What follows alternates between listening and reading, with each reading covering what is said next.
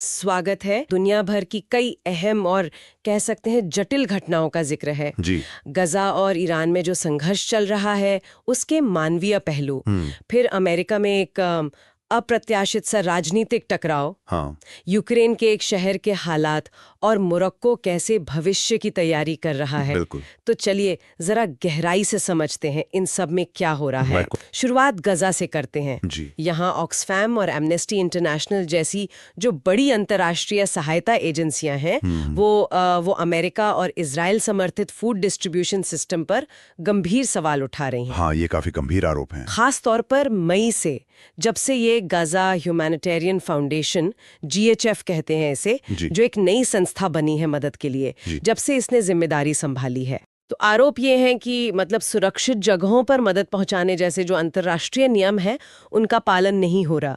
लोगों को भीड़ भरी असुरक्षित जगहों पर बुलाया जा रहा है। अच्छा। और ऐसी भी खबरें हैं कि मदद लेने आए फलस्तीनियों पर इजरायली सेना की गोलीबारी हुई, जिसमें मौतें भी हुई हैं। हाँ, ये बहुत चिंताजनक बात है। इजराइल कह तो रहा है कि वो इन खबरों की जांच करेगा और उनके UN दूत भी इस सिस्टम का बचाव कर रहे हैं। लेकिन एक विशेषज्ञ हैं, बेंजामिन रड।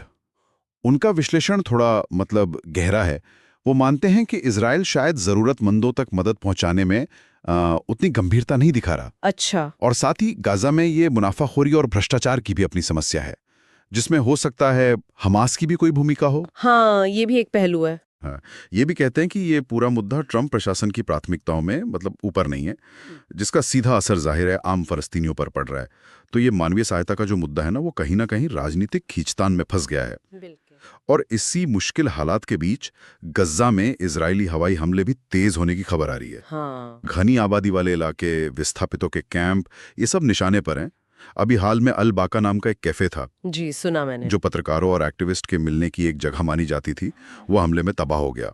और उसमें एक फोटोग्राफर थे, इस्माइल अबू खताब, उनके समेत कई लोग मारे गए। बहुत दुखद। उधर ईरान में भी इजराइल के साथ जो 12 दिन जंग चली, उसके बाद अब खबरें आ रही है कि करीब 1000 आम नागरिकों की मौत हुई है, जबकि इजराइल का दावा था कि ये निशाना सिर्फ सैन्य ठिकाने थे। हाँ, ये अंतर अक्सर देखने को मिलता है दावों और हकीकत में। एक न्यूक्लियर साइंटिस्ट थे सिद्दीकी साबिर, उनके परिवार समेत कई आम लोगों की मौत हुई है, जिससे ईरान में गुस्सा काफी बढ़ गया है।